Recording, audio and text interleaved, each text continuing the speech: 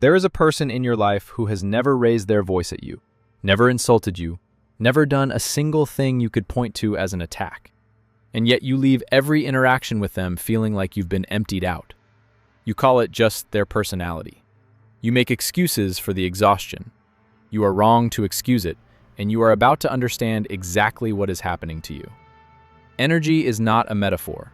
It is attention, patience, emotional bandwidth.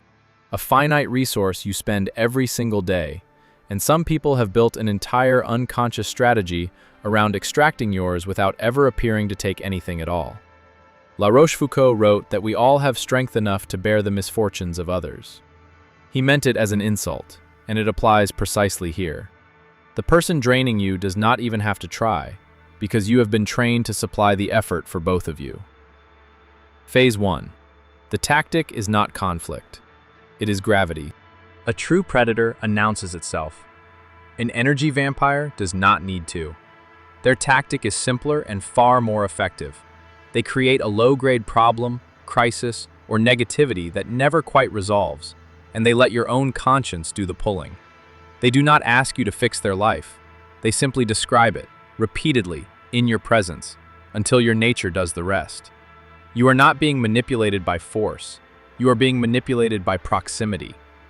Every conversation becomes a small transaction where they deposit a complaint, and you, almost involuntarily, deposit comfort, advice, or reassurance in return. Multiply that by every interaction you've had with them for months or years, and you understand why you feel hollowed out around a person who technically did nothing. Phase 2. They never take responsibility for the withdrawal. This is the mechanism that keeps you trapped longer than any other. The energy vampire genuinely does not experience themselves as taking anything. In their own mind, they are simply sharing, simply struggling, simply human. This sincerity is what disarms you. You cannot accuse someone of draining you when they appear to have no awareness that draining is occurring. So you absorb the cost silently, assuming the exhaustion is a flaw in you rather than a pattern in them. Recognize this now. Intent is irrelevant to the transaction. Whether they know what they're doing or not, the resource still leaves your account. You are not required to diagnose their psychology before you are permitted to protect your own energy. Phase 3. Track the afterstate, not the interaction. Most people evaluate a relationship by how it feels during the conversation. This is the wrong measurement. The correct measurement is how you feel in the 20 minutes after they leave the room. Do you feel lighter? Or do you feel like you've been standing under a weight you didn't agree to carry? That afterstate is the only honest ledger you have. Because during the conversation itself, social conditioning keeps you polite, and therefore blind. Begin logging this, even mentally, for every recurring relationship in your life. A pattern will emerge within a week. Certain names will consistently appear on the debit side. This is not gossip or grudge holding. This is intelligence gathering, and you have been operating without it for far too long. Phase 4. Ration your presence, not your words.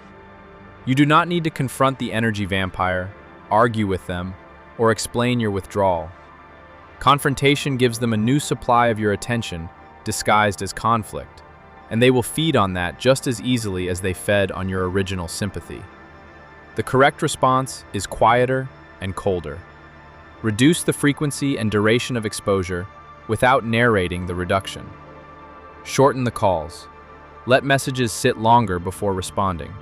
Decline the third coffee this month without offering a paragraph of justification.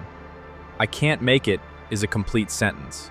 Every unnecessary explanation you attach to a boundary is another opening for them to negotiate their way back into your account.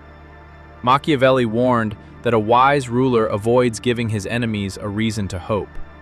Do not give them a reason to hope you'll reopen the tap. Phase 5. Refill in rooms where you are not required to perform. The reason you have nothing left to spend by the time it matters, on your own work, your own family, your own mind, is that you have been unconsciously prioritizing whoever complains the loudest. You must deliberately build time where nothing is required of you. No listening, no fixing, No managing another person's emotional weather. Solitude, silence, physical movement, deep work. These are not luxuries. They are the refill stations. And if you never visit them, you will always operate on empty around people who have learned, whether they admit it or not, that empty is exactly how you're most useful to them. What changes when you stop supplying? Some relationships will quietly fade once the free resource dries up. Let them. Anything that only survived on what it was extracting from you was never a relationship in the first place. It was a subscription you forgot you were paying. The people who actually value you will remain, and you will notice, for the first time in a long while, that spending time with them costs you nothing at all. If you recognize the pattern, comment, "I found the leak." Naming it is the first step to sealing it, because a leak you cannot see cannot be stopped, no matter how much you refill the tank. Subscribe if you're done being the room everyone else's storm passes through. There is more to learn about how people extract what they need from you without ever asking permission, and how to stop handing it over by default.